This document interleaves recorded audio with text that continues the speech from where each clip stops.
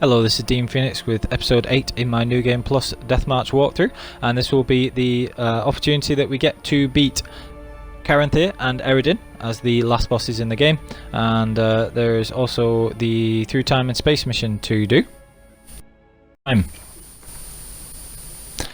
It should also be a good opportunity when you're doing the various missions, especially the one with Avalak, to get your Aerondight leveled up. So if you are actually using Aerondight still, as I mentioned in the last episode, it's quite easy to get a few levels all at once, and then you can fall a little bit behind on the permanent leveling of Aerondight with its charges and all that. So what I've done here is during the Avalak mission Through Time and Space, I have switched to Fixative with the insectoid oil, and we're going to be using the normal build, make sure that Aerondight is repaired, and then we are going to be taking out a bunch of these infinitely spawning sand crabs that try and attack you as you go through the portal. So as soon as you go through the portal, obviously you just escape these things, but what I'm going to do in the meantime is use the Ancient Lesson Decoction and the Superior Tornial to get more stamina regeneration, and then use Ard in this one long protracted fight and kill a bunch of these insectoids so that I can get the permanent charges on Aerondight. Now this is very useful to do because it means that you can catch up Aerondight and you don't have to worry about the enemies not spawning or anything like that, because they will spawn infinitely. So if you're still using Aerondight, or you want to get it to the maximum charge when it's level 100 and have two versions of Aerondight at level 100, because you will get another one in Blood and Wine on New Game Plus, then you can use that to make sure that you get it. So you can see here, just using the regular stuff, you use Quen, and so that you don't take any actual hits because you don't want to lose the charges, and very quickly you'll get a charge. As I can see, you'll see here I'm about to get one charge, and then you very quickly get another. If you're using strong attacks, then it's 2 charges per hit, and so you can quickly get Aerondight leveled up that way. Now there is also a mission to do with Triss and Yen, and one with Ciri, and you do those in Novigrad. And when you've done Avalaks as well as those missions, you can go on to the last quest. One last little bit in Through Time and Space, there is one last place of power, and you want to make sure that you don't miss the last place of power, so make sure that you get it. It's just coming up here in this little bit of the worlds that you go through, which is very interesting. Make sure that you also use Superior Swallow or the Troll Decoction to have plenty of health regeneration in the next part of this quest, where you are going through the icy parts, and that will regenerate your health every time you need to take cover. So after this, we have got the last quest in the actual game, where you play Ciri and then Geralt, and the last bosses that you have to defeat are Caranthir, and then fight Eredin as the last boss of the regular quest, and that will get you the Deathmarch achievement if you're playing on Deathmarch for the first time, if you haven't done that already on the regular game, and that's why you've been following the walkthrough. So hopefully this shows how to finish that off, and to finish it in satisfactory fashion. Now, you start off with Ciri, but unlike the other bits where you have to play Ciri and it's quite annoyingly difficult, she's like Uber Ciri because she's gone Super Saiyan or whatever, and she just very easily destroys everything in one hit. So you just fight all those guys, or you can just dodge them all, it doesn't make a difference at all. And then you have to fight Caranthir until he's lost about the first third of his health with Ciri. So it's pretty easy however you want to do this. For some reason he does no damage to you even on Deathmarch with upscaling on, even though he does tremendous damage against Geralt, which we'll come on to in a minute. So he doesn't really do a lot, and you can just sort of like face roll the pad and smash him about with either light attacks or fast attacks, it doesn't really matter. Hit him a load of times. If you ever did get a bit lower on health, I've always taken him out before I've got down to about half health, even when taking loads of hits. You just wail on him until this fight's finished. If you ever do get a little bit lower health, you can just back off until Ciri regenerates her health and everything like that. Basically, just attack Caranthir with Ciri until it goes on to the part of the fight with Geralt. Now with Geralt, there are quite a few questions that we have to ask about how we're going to actually finish this fight, because it is probably one of the tougher fights, and probably for the actual main game is one of the tougher parts on Deathmarch in the entire playthrough, so we have to be careful with that. Mainly because the regular build doesn't actually work against Caranthir, so I've tried all different combinations. I've tried elemental armor with the Viper armor and the Manticore pants like we would normally use against Wraith and things like that. Tried using the Arrowcast decoction and the Griffin decoction, and basically what it seems to me is that his projectiles do a different type of damage than a lot of the other damages in the game. They just can't be reduced with protective coating and the Arrowcast decoction and the right armor defense type like a lot of the other things do. Now after you've finished the part with Ciri, Geralt breaks free. Don't ask me how he unthaws his glasses and his hair, that's pretty impressive, but hey, we don't question Geralt. Now what I'm just going to demonstrate first is how much Caranthir's projectiles do. Now this is different because, like I say, we don't tank the damage like we have done for the rest of the build. Because you just cannot take these hits. Now I experimented with cluster bombs because I mentioned that as one of the skills that we can use as an extra one, but it just doesn't do enough damage to him. So you see there I got tagged by 2 projectiles and it just does far too much damage. So what you have to have made sure you do before you start this mission, before you speak to Avalak and start the Ciri part, is that we have very slightly different setup for the gear that we have. And we switch around the actual abilities as well. So what we focus on is using different things instead. So we use the succubus decoction instead of the warthog, so you don't have to worry about staying at full health. We use the ancient lesson decoction, but what we use differently is the wraith decoction. Now if you take a large hit that drains more than a third of your health, it automatically puts Qued up, and that's very useful if you do get tagged by one of Caranthir's things. So we do that, and you can see I'm starting off with the manticore pants there, and the reason is if we don't need the damage resistances, we might as well have the little bit of extra toxicity that lets you use Thunderbolt. So we're using Thunderbolt, and then as the extra abilities for the 2 sort of fluid slots where we can change things, you can either use Sunder Armor or you can use Fast Metabolism, which I'm doing here to be able to use Thunderbolt, and I would strongly recommend that for reasons we'll come on to in a second.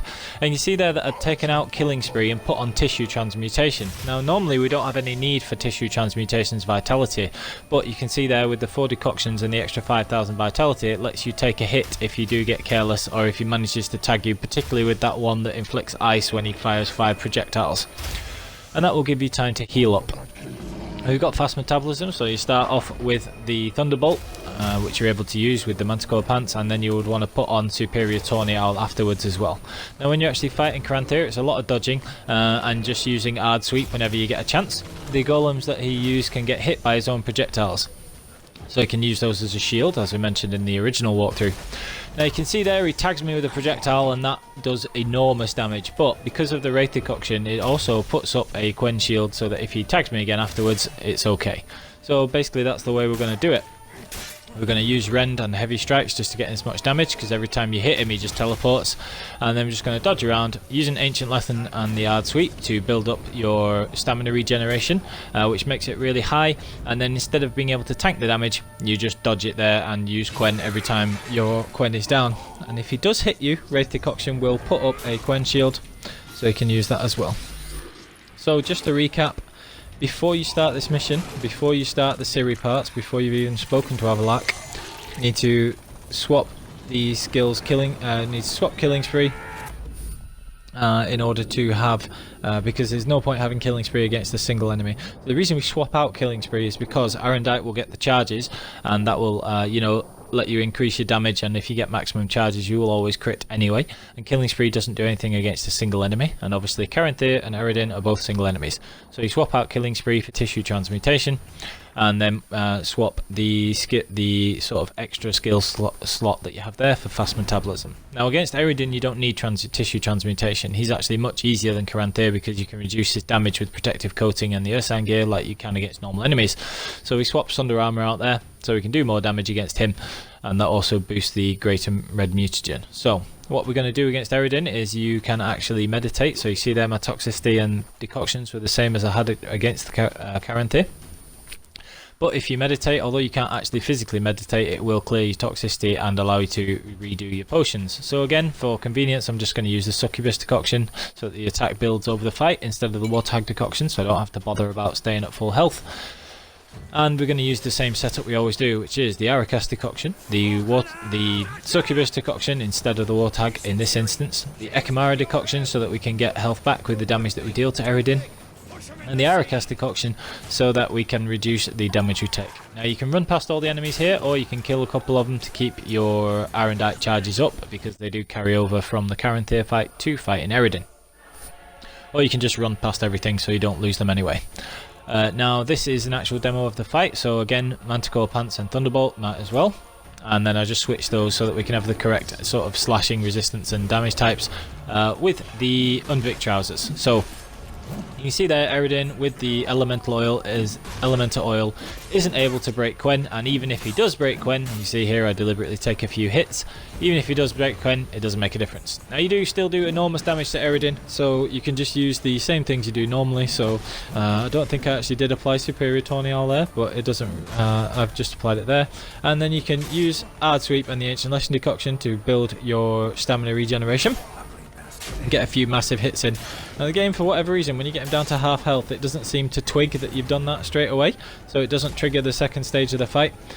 So you want to keep Aerondight charges up, so I was just using Ard Sweep, and you should really keep Quen up, but I just couldn't be bothered, as you can see here. But you should use Ard Sweep to boost your stamina regeneration, because that just does carry over into the second stage of the fight, and it's very useful. Now in the second stage of the fight, one of the things you have to watch out for is Eredin has like a wave attack where he sends a wave of energy towards you, and that is the same as Caranthir's type of attacks. So that does enormous damage, and you need to have Quen up to, or make sure that you dodge those so you don't take those hits. So eventually he figures out that you've done half health to him and that he needs to take you into the second stage of the fight. So what we'll be watching out for here is this wave attack. We need to dodge that at all costs. Make sure you keep Quen up. And we don't have the Wraith decoction here. You could use it if you wanted, but his attacks are a little easier to dodge than Caranthir's, so it's not really necessary. And you can see here that when I go into the menu, the stamina regeneration that we built up with Ard Sweep and the Ancient Lesson Decoction instantly carries over. It counts as the same fight. So business as usual here really. Just apply whatever potions you want. We've got fast metabolism, dodge the little wave attack, and then smash Eredin with rend or strong attacks or whatever you want. If you can't be bothered fighting him normally, that was like 3 or 4 hits of not even a charged rend. Very easy to do. So just avoid the attacks that he throws at you there, go back through the portal, and then you finish Eredin off.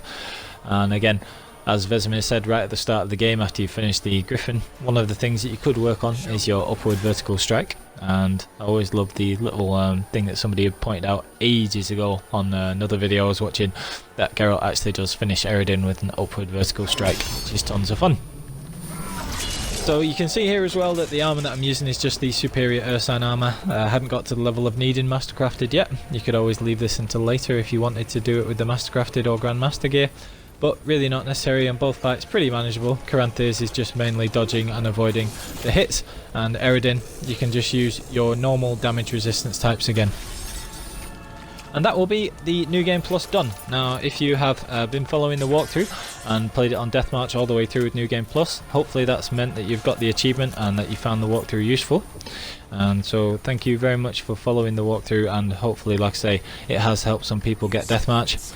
I do feel like it's a lot easier to do Deathmarch on New Game Plus with this build than it is to do Deathmarch from scratch, where the first sort of 10 levels are probably the most difficult that Deathmarch will be, unless you're playing New Game Plus with a squishy build where you will take a ton of damage. So thank you everybody for watching. Please do leave a like and subscribe for more videos. Even though that would be the point where you get the Deathmarch achievement, and there are no Deathmarch achievements for the DLCs, I will be continuing with the DLC walkthroughs just to try those out on New Game Plus and for completion's sake and getting to level 100, and then I will be going on to some more build videos. So please like and subscribe. Thank you very much for watching, and as always, good luck on the path.